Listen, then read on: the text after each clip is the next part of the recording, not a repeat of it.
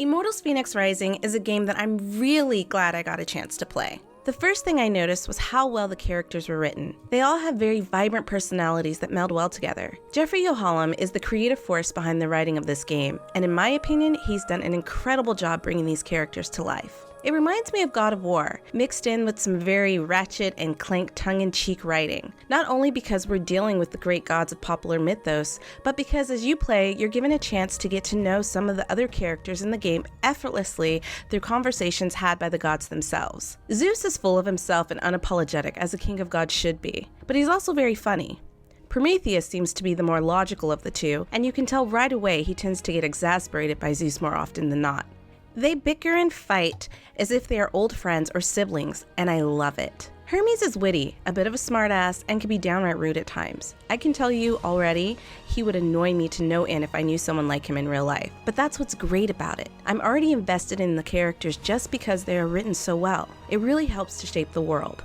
I think it's the perfect way to narrate the story of Phoenix. There are times you will find yourself in new areas, and Prometheus will try to explain the situation while Zeus is complaining in the background. For example, during the first stage of the game, Prometheus and Zeus are arguing over the size of an enemy you'll need to face. Due to their arguing, the enemy will go from being a giant to a smaller and much cuter version of itself right before your eyes. But Zeus, being Zeus, will insist that he must be huge in order to see if Phoenix truly has what it takes to be the hero they need.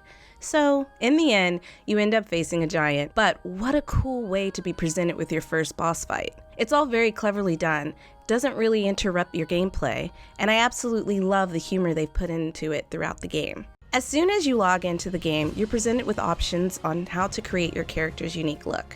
I was pleasantly surprised by this because honestly, I didn't expect it. Character creation is one of my favorite things to do. I love being able to have some say in how I look in a game. You get to choose from an array of hairstyles for both sexes, hair colors, skin tones, tattoos, and several face options. Oh, what's that I hear? You want to change your character's look up mid-game? You actually have the ability to do just that, which is pretty awesome in my opinion. As you play, you will discover new armor for Phoenix. You'll find headpieces and suits of armor to help keep you looking stylish and ready to battle throughout the game. There's even an option to wear certain items for the style while using another for its stats. I really love this, as I like to look fancy while kicking some monster ass. Each piece seems to form a complete set that also, in some way, represents each god you must save in the game. There is a lot of detail in the weapons you use, from your sword to the giant axe you wield on your back. It's really incredible how each one is very different on their own, but still represents the game so well. For anyone who's played The Legend of Zelda: Breath of the Wild, the gameplay loop in Immortals will feel immediately familiar. Go to an area, explore around it, collect resources, tame new mounts, fight enemies, complete temples, and help a powerful character in the area. So yeah, a lot of fighting and losing. And now you are our only remaining hope to restore these lands to their former glory and save the world from chaos. All we have, Phoenix, is you. No pressure. There's a lot that helps it stand out when you're going about completing your tasks, with one of the biggest things being Immortals combat. It's fast, fluid, and as you gain new abilities, it just gets more engaging.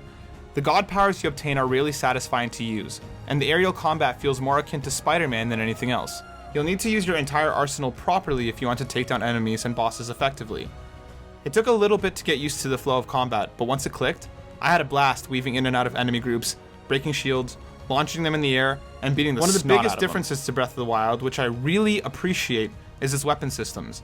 You can actually get different weapons that do not break, that modify your attacks and stats. One sword will give you a 10% increased chance to triple sword damage, while another will increase how much health you get from hits. You upgrade the weapons themselves for things like attack power, while you upgrade Phoenix for new abilities and attacks. I really appreciate the weapons more, rather than grabbing whatever I could find and hoping it would suit the situation. Choosing which weapon to use in specific encounters, depending on enemy type, makes the combat feel more rewarding. Whenever I find a Cyclops, I'll throw whatever I can at it to break its stagger meter, rush it and clobber once it's down, parry away the rest of the attacks, and finish it off with a couple quick hits. The Traversal is another aspect of the game that I actually really like. Your stamina meter will play into climbing, running, and flying, and using it effectively will determine how far you get. For example, you can jump off a mountain, fly down until you can't fly anymore, summon your mount right before you hit the ground, then jump off it right into an attack or climb. It's fast, and moving across the map is fun. and if you want to fast travel, load times are a breeze, at least on PS5. Sometimes movement can feel like a chore in games like these, as destinations can be far off and movement can be slow, but Immortals gives you enough options to make it fun. Immortals also has a ton of different puzzle areas, taking place in both different areas of Tartarus, located deep in the underworld, and around the map itself. What surprised me most about these puzzles is how difficult they can actually be, without ever really feeling unfair or cheap. You need to use your surroundings and pay attention to what you have. Your god powers will be important in completing them. And another nice thing is that the game will warn you immediately if you hop into a pit that you don't have the right powers for. You'll need to roll balls, float boxes, platform quickly, and more to get through these challenges. I'm not one for puzzles in games, but Immortals makes me feel like a freaking genius. Those aha moments when you find the solution feel rewarding, and I actually feel excited about finding the next one. Express enough how much I love the art direction that this game took. As I'm riding my horse through the hills and valleys, it feels very reminiscent of Zelda. The scenery is colorful and bright, but there are times that it can become dark and almost menacing, especially when you've angered Typhon, your main antagonist. The skies turn from bright blue and sunny to a foreboding, thunderous sky using hues of red and ashen purples. It changes the whole color scheme of the game, and it's beautifully done. As you ride through the countryside, you can see ruins of buildings and Greek statues dedicated to each god. The listless blue glow of lost souls and ruined villages. There are an abundance of trees, rivers, and lakes. There are craters here and there spewing red and black smoke from deep below. Everything in the game has a style that feels as if you're looking at a Greek piece of art. It's obvious they took a lot of ideas from various places and conceptualized a style that feels complementary to the subject matter. Each area of the game is done very well and is made to represent each god and goddess. I can't wait to see and explore the other areas the game has to offer. The monsters in the game aren't scary, but definitely have a threatening feel to them. Their color scheme is dark with bright streaks of red representing their corruption. You can tell that the creators of the game put a lot of thought into how they wanted their vision represented. Overall, I think they've done a great job. There's so much more I could say, but you really have to pick up the game and experience it for yourself. I personally can't wait to see what else Immortals Fenyx Rising has in store for us. A big thank you to Ubisoft for sending us the codes for the game. We played on both PS5 and Nintendo Switch and had great experiences on both.